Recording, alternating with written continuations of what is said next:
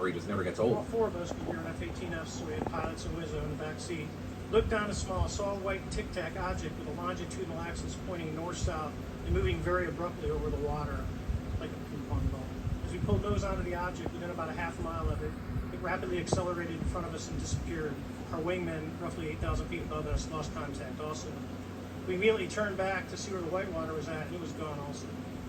So as you started to turn back towards the east, the controller came up and said, "Sir, you're not going to believe this, but that thing is at your cap point, roughly 60 miles away in less than a minute." Graves also describing some personal first-hand accounts that he had, as well as recounting a different story in another viral clip. In the 2003 timeframe, a large group of Boeing contractors were operating near one of the launch facilities at Vandenberg Air Force Base when they observed a very large 100-yard sided red square approach the base from the ocean and hover at low altitude over the launch facilities.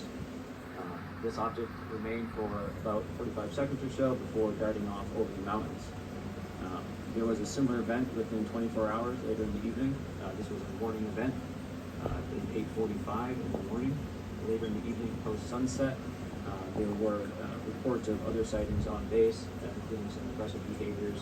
These objects were approaching some of the security guards at rapid speeds before darting off. And very importantly, at varying levels here, all three witnesses also called for more government transparency regarding UAPs, and they agreed that UAPs could potentially pose an existential threat to America's national security. And again, this is not everything. These are kind of just some of the main highlights I wanted to touch on. So of course, with this in the description, I'll also be linking to the full hearing so you can check it out yourself. But with everything we've just seen here, I gotta ask the question, what are your thoughts? And then a giant crane towering high